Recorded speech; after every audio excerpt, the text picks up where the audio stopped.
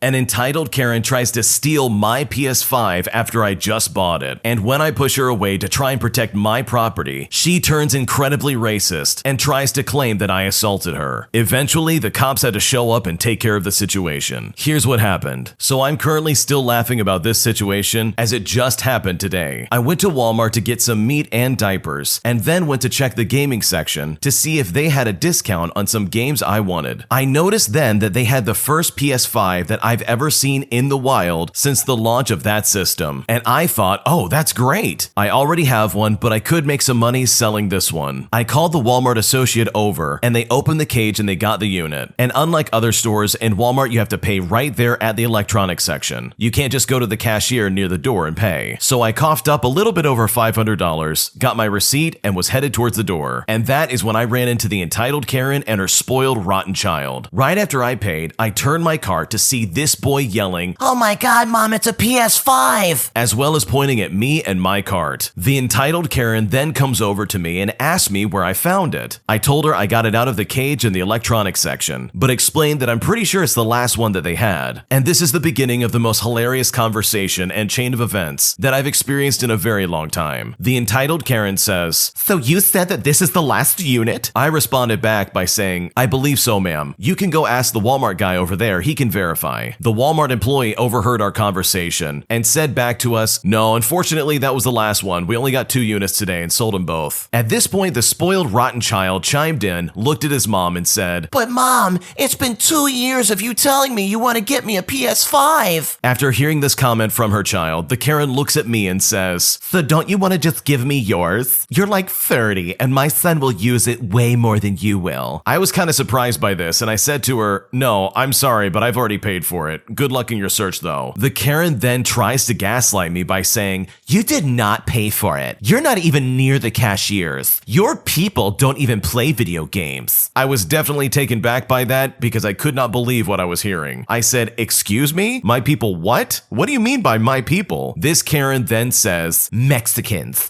I know you guys. Your accent is horrible, by the way." At this point, I thought I should pull my phone out because I knew where this was going. I've seen it on the internet many times, but I never expected that this would happen to me in a small town in New Hampshire. I responded back to this lady and I said, "First of all, I'm not Mexican. Secondly, we're done. I paid for the unit and it's mine. You can go throw a tantrum, but nothing will change. Best of luck." After I said this, her spoiled rotten child had a meltdown. He slaps himself on the ground and begins kicking and screaming and having a tantrum. This Karen looks at me and says, "You are a piece of trash. My son needs this and I'm taking it. You're not even from this country." She then calls me a racial slur that was unbelievably offensive. Thankfully, the Walmart employee overheard and saw all of this, as he's the one that was helping me get the console from the cage. And best of all, this guy thought she was talking to him. So he comes over and starts yelling at her, reprimanding her for using that kind of racial slur that he thought was directed towards him. At this point, this entitled Karen then puts her hands on my PS5, and I instantly push her away. She then started to scream and yell, saying that I assaulted her and that people should call the cops. She kept saying this racial slur over and over again, claiming that I did steroids and all this other garbage. So I just moved away and waited for the cops to arrive. In a fantastic twist of irony, the cop that showed up and took care of our situation was Hispanic. I tell him exactly what happened and show the receipt of the console that I purchased with my own credit card. The Walmart employee also was a total king, and he was on my side the entire time. This entitled Karen got angry and started saying this racial slur over and over again in front of the cops, and eventually this led to her being put in handcuffs. The cop then asked if I wanted to press charges against this lady, and I was like, yes, of course I do. I went back and tipped the Walmart employee about $50 because he literally had my back during this entire confrontation. And also, I really did push this lady away from me, and without a witness, as a taller 6'2" man, this really would have been a much different situation for me. I don't know which one I'm more impressed with. The fact that this Karen thought she could throw around these racial slurs and think that she could get away with it while also trying to steal from this guy, or the fact that this guy found a PS5 in the wild. I mean, those things are so hard to come by. This guy should thank his lucky stars that he had that Walmart employee to not only witness this going on, but also to have his back, because this lady was completely unhinged. The second she didn't get what she wanted, she turned into the racist person that she truly is. I can't imagine being a fly on the wall and watching this go down, as well as watching this lady try to claim that she was assaulted by this guy, like he was just protecting his property that he bought. She had no business putting her hands inside of his cart. Overall, this is really just some crazy stuff. But what would you do if you were in this situation? Leave a comment down below, we would love to see it. I was accused of credit card fraud, all because a woman didn't know her PIN number. So at the hotel that I work at, a woman came in with her dog to get a room. The check-in process got off to a rocky start when she learned that I would still require her to pay a pet fee for her emotional support dog. Even after I explained that they have no legal standing and are not covered by the law, she insisted that other hotels waive the fee. I'm sure they do. Unfortunately for her, I know the law and we don't waive it. Once that was handled, I went to run her card. The way we have it set up, the card reader is on my part of the desk and I run it myself. If we need a PIN number or anything like that, we set it up on the counter so the guest can enter it. She stared at the card reader for a moment and asked me to run it as a credit because she couldn't remember her PIN. So I went ahead and did that, but it was still asking for a PIN number, which I explained. She got flustered at this point and informed me that she had been staying in hotels for the past 10 nights and hadn't had this issue before. She then asked if I could just type the number in, and I told her no, if I couldn't run the card using the chip, I couldn't accept the card as a matter of our anti-fraud policy. For some reason, she decided that this was suspicious and unusual and took one of our business cards and wrote down the time and which of her cards it was on the back of it before heading out the door. A few minutes later, she came back in looking absolutely frazzled, and again, she tells me how suspicious this is and that she is going to report me. I didn't ask who it is that she's going to report me to, but I did give her my first name and my title. She also informed me that she's going to cancel her card, which I guess means she's just choosing to make her own life a lot more difficult. Finally, she looked around the desk for a moment, examined the wall behind me as best as she could from a few feet away, and stared at the security monitors for a moment before finally leaving. After that ordeal, it seems like that dog is going to have a lot of emotions to support tonight. The fact that this lady acted like that and tried to pretend like she did not know her PIN number is super suspicious. That to me screams fraudulent. Like 100%, it seemed like she was using a stolen card, or she's planning on doing some kind of chargeback. I just don't understand why people have to act like complete morons when their card is getting declined. Like, guess what? It's your card, it's not mine. I didn't run this card and suddenly say, oh, I'm gonna make sure it's not accepted. Like, your money's on that. Shouldn't you know what's going on with your card? How do you not know your PIN number? Like, that's crazy to me. If anything, she should get upset over the fact that she doesn't know her PIN number. Even though personally, I don't think that was actually her card. I think she was just trying to pull something sneaky on this hotel, and when she didn't get her way, she tried to throw these weird threats around. At the end of the day, I bet this all was just a big bluff. She wasn't gonna do anything. If anything, it was just fear tactics to try and manipulate this poor hotel receptionist and try and scare her into letting her get a room or something like that. So honestly, good riddance. And hopefully this lady never has to deal with that ever again. I cheated to get back on my boyfriend for cheating on me in the first place. And now my boyfriend is acting like it's 20 times worse than everything he has done, and he won't move on from it at all. And now I don't know what to do. A cheater is a cheater, and there is never a good reason, even if you try your best to justify it. I'm a 25-year-old female, and I found out about multiple infidelities from my partner of 1.5 years throughout our relationship. He owned up and apologized for the ones I was aware about. However, I will never know how many more instances there actually were that I may have missed. We have since tried moving on and have been working on rebuilding our trust. I was unfaithful in return, and once it was revealed, it was like the whole world turned upside down. Nothing but this one instance is redirecting and interfering with the whole course of our relationship. I understand the hurt feelings, the betrayal, and the shame he feels, because I went through it so many times with him. Like I said, there's no justification to cheating, and I think subconsciously somehow I do want this to be justified in some way. I just feel like his infidelity first, his actions afterwards, and how we moved on prior when it happened paved the way for this exact thing to occur. I truly do not believe I was unfaithful out of malice. It honestly meant absolutely nothing to me, and I could have easily forgotten about it forever. But because of this, I feel like I'm being penalized so much. He said that even though he still wants to be with me, he doesn't know how or if that is what he really wants. He said he lost all respect for me and cannot look me in the eyes anymore. Again, it is completely understandable that he is allowed to grieve in whatever way he wants, but I feel like I didn't give that same energy each time it happened to me. I guess I just kind of expected him to ride for me like I did for him, even though I see now that was probably a big mistake. I feel bad that I am so focused on how his reaction to my infidelity is so unfair to me, instead of just focusing on the fact that I messed up and caused an even bigger rift to appear between us. I'm honestly just very lost in the situation and I simply don't know what to do. I really think it's obvious, but maybe you just need someone to say it. This relationship is completely over. Like, you cheated on your boyfriend to get back at him cheating on you multiple times, when in reality, you should have just dumped this guy to the curb and said, okay, get lost. But instead, you decided, oh, I want him to feel bad about what he did to me. I want him to feel the same grief that I felt. So I'm gonna cheat after winning him back over and trying to make our relationship work. So you quite literally went the revenge route instead of having some semblance of self-respect and deciding, you know what, I'm gonna go find someone who's not gonna cheat on me. This is a very bad relationship and you would be better off being with somebody else. This man does not care about you, and he is more upset that you tricked him and cheated on him behind his back than he is about him cheating on you multiple times. I think both of you have a lot of issues to work on, and I don't think that's something you need to work on with this guy, because cheating to get back at a cheater is not the answer. It makes you both look stupid, and honestly, you could do a lot better than this. My marriage has changed almost overnight, and I don't know what to make of this situation. I'm a 33-year-old male, and I've been married to my wife for 4 years now. Up until last week, this marriage has been the healthiest relationship that I've ever been in. We had complete trust, wonderful chemistry, went on weekly dates, communicated very well, and we are without a doubt best friends. Last year, I took a job in another city, which has me away from home for half of the week. I knew that this would be a strain on our relationship, and we had talked about me staying for a year and then finding something more local. And now, we are a few months away from that mark. She agreed, and we both decided to put off trying for a kid until after that period of time. She recently got a promotion at her job, which has her in a high-stress training environment for the next couple of months. I offered to put my 2-week notice in at my job so that I could be home more to support her, but she declined, saying that it was only temporary and that we would be fine. Last week, she had one of her male co-workers spend the night while I was away. She turned off our pet cameras, deleted the footage of him coming and going from our doorbell camera, and lied to me when I asked if everything was okay. The only way I found out was a neighbor asking about the strange car in my driveway. I confronted her about it and she admitted to having him over, but said nothing had happened and that they were just venting about work stress and relationship stuff. I want to trust her so badly, but lying about everything put doubt in my head. To be clear, normally if she would have told me that she was having a coworker over to talk or to study, I would have 100% been fine with it. It's the deception that hurts the most here. We talked all weekend and her solution was space. I agreed to this solution, and so I went into the city where I work a day early. She assures me that this is a combination of work stress and the fact that all the relationships around her have husbands that work locally, so I'm not very present physically by comparison. I have a feeling that us waiting on having kids is a huge factor there too, as all of her friends around her age are having kids now as well. Our relationship has now taken a 180 ever since the initial confrontation. What was a wonderful marriage to my best friend now feels like I'm dating someone who is barely interested. I'm currently looking for a job locally that will have me home more, but I'm afraid that this is too little too late. I just feel hopeless right now. Was leaving a mistake? I wanted to take the week off so that we could really hash things out, but she wanted space. Or is this the case where I'm making a mountain out of a molehill? What should I do? I've got to be honest here, it really seems super suspicious that your wife not only had a male coworker over at your house, but also allowed him to spend the night sleeping over there, and on top of that, she deleted all footage of him ever even showing up, not to mention the fact that she lied about the entire situation. That in and of itself is super suspicious, and you have every right to confront her about that. I really can't think of a good reason why she would delete the footage. If anything, I would have personally wanted to keep the footage around. I would have wanted to prove to my significant other that, hey, here was my coworker, they came over and they spent the night. Here is literal proof that nothing happened while they were here. Like, if she really cared about her husband, wouldn't she keep that around? To me, this is a massive red flag, and this is something you definitely should not take lightly. And whoever that neighbor is that told you about this strange car in the driveway, I would honestly keep them very close because they have a good idea of what's actually happening. If anything, you could even go to them and be like, hey, what do you know about that car? Because I actually don't know anything about it either. And they might be able to give you some kind of lead as to who it was that was over at your house. There could even be a chance that they have some kind of security footage detailing exactly who was coming in and out out of your house. Who knows? You never know unless you ask. I just think it's very suspicious and very hard to believe that nothing happened between her as well as her coworker. She was clearly trying to cover her tracks about something that she said didn't happen, even though it could not be more obvious that something did happen. Because from the looks of it, she tried to remove any proof that he was ever there. And unless your neighbor said something, she probably never would have told you that he was over. So I think you should take a good hard look at the situation you're in. Because from the outside looking in, this looks incredibly sketchy. My partner's apartment is absolutely disgusting. And today I got so nauseous that I had to leave. Now I'm not sure what to do. My partner and I have been together for 3 years. When you walk in through the door, you are greeted with a trash bag without a can in front of you, along with a pile of recycling. To your right is the kitchen. The sink is filled with dishes, and there is a rotting smell in the air. Black stuff has built up all over the sink. There's random pieces of food all over the counter. Sometimes there is cooked food still in the pan that has been left there for a week or more. The bathtub has grime on it, and the bathroom sink sometimes has black stuff on it. And because of that, I simply can't be in there anymore. My job is very stressful as a teacher, and I can't handle the stress it causes me to go there sometimes. I am also very sensitive to smells, so I can get very nauseous very easily. I went there today after not seeing my partner for a while because of a really bad name that he called me during an argument. I felt awful because after 10 minutes of being there, I just had to go home. I was so stressed out from work and I felt nauseous. It was not good. Overall, it made me really sad. I wish I could just go happily to my partner's house and hang out. I told him how I was feeling, and he said I didn't have to come over if it made me feel sick. I told him I would like to be able to come over because otherwise we won't see each other much. I would invite him over to my place, but I currently have roommates who are not fond of guests. He said it upsets him, but he can't keep the apartment how I like. I asked for clarification, as well as an explanation as to why he couldn't just clean up the black stuff and the old food on the counter, since that is what really bothered me. And after I said that, he got upset and said he didn't want to have a conversation about it. This is all tearing me apart because I want to spend time with him, but he's not making any kind of effort to clean things up. And now I simply don't know what to do. This is a really nasty situation because there's a really simple solution. Why doesn't this guy just hire someone to do a deep cleaning of his apartment? Like, there's literally services available to take care of this like today. It seems like the guy in this situation's being very selfish. Like, this could very easily be taken care of and your girlfriend could actually feel welcome at your apartment, but instead you want to keep it dirty and gross while acting like you can't clean up the place? And I don't personally think that the original poster's overreacting. If I went into someone's apartment and it smelled like everything was rotting and there was black stuff in the bathtub and in the sink and there was food and dirt and grime all over the kitchen, I wouldn't want to be in there either. Why would I? That honestly sounds really disgusting. So I don't blame her for saying, whoa, you gotta clean this up. This is bad. Maybe the boyfriend just doesn't realize how bad it is and he's acting prideful and probably embarrassed to do anything about it. So if anything, maybe talk to him about hiring somebody to clean up the apartment. Like, I don't think this is the first time this has ever happened, where someone gets behind on cleaning up their apartment and things have slowly started to get disgusting around their living space. So I would say try and have that conversation with him. And hopefully he's willing to make that step, because this is a really easy thing to fix and it would be really silly to let this be the thing that drives your relationship apart. Today I messed up when I tried to convince my parents to do an intervention for my brother who had some really bad addictions, and boy did it not go well. What I'm about to share happened more than a month ago, and at the time there was nothing funny about it. Now it completely cracks me up and makes me cringe whenever I think about it. So at the time I was 18 years old and I still lived with my parents, and Christianity played a big role in my family. It still does. I'm not sure if I believe what they believe, but one thing was certain: my brother, who's 25, believed that there was only one true God, and that was the variety of substances that he was addicted to. At some point in his life, getting under the influence, if you know what I mean, was no longer about having fun, it was about feeding an addiction. When he started stealing from my family to support this habit, that's when my dad called the cops and had him arrested. My dad's plan was not to send my brother to prison, he was just buying time to come up with another solution. He called a family meeting and we brainstormed. Besides praying and hoping that a higher power magically makes my brother stop using these substances, rehab was the next best thing. My dad wanted to literally drag my brother to the nearest rehab center and force him to check in. I suggested that we try an intervention, just like the ones on TV, where loved ones talk to their family member who was struggling with addiction. In those television shows, they would have letters that they wrote to show how much they care and hopefully inspire the addict to seek professional help. My family agreed to do the intervention based on my passionate last-minute pitch. We wrote our letters and waited until my brother got released from jail the following day. When my brother entered the house, the living room was occupied by family members, church members, and a few of my brother's friends and one of his ex-girlfriends. I never expected my parents to basically invite the whole town, but there they all were. My mom explained to my brother what was happening before volunteering to be the first person to read a letter. But my brother was not about that life. He told my mom to stop reading and allow him to go upstairs or he was gonna get upset and say some things that he can't take back. But my mom kept reading, which then prompted my brother to roast the ever-living crap out of all of us. He made fun of my mom for being addicted to Botox and always running on the treadmill with her arms straight down. He then asked my dad what God thinks about him paying for scandalous pictures online, if you know what I mean. He said some terrible things about me and then moved on to my uncle, advising him to lose 200 pounds before trying to save another person's life. Then he went to his ex-girlfriend, and this was probably the funniest one of them all. He said to his ex-girlfriend that her belly button looked like a butthole, which was the real reason he broke up with her. This went on and on until an argument broke out between my brother and everyone else. If my brother was not the tallest person in the room, my guess is someone would have punched him in the face long ago. Luckily, it didn't go that far. My brother eventually went upstairs and didn't come down until there was no one left but my parents and I. It was awkward between all of us. My dad and I were unable to look at each other for the rest of that week. And what made it even worse was the fact that neither of us denied what my brother said about all of us. It was never mentioned again. Since then, my brother agreed to go to rehab. He's been clean for 22 days, and it seems like he's doing so much better. My mom stopped using the treadmill and is now running in the park early in the mornings when none of us are awake, just so she can see if she's actually moving her arms or not. Thankfully, everything seemed to calm down, and the drama went away, and hopefully my brother continues to stay clean. This story is literally hilarious because that older brother had an insult for just about everybody. He probably had something stored up on everybody in that room ever since he went to jail, and that is absolutely hilarious to me. It is great to see that he's clean for 22 days, and hopefully he keeps that streak alive. Because even though his family was just a little too clumsy about the intervention, I think there's people in his life that love and care about him, and they want to see him have success in this. Thanks for watching. When you subscribe, make sure to hit the bell to turn on notifications. To finish listening to all the stories, use the playlist at the top of the description. And the next time you live stream, use the Cream of the Crop music. Search Cream of the Stream on Spotify or whatever platform you use for copyright-free music to use for your next stream.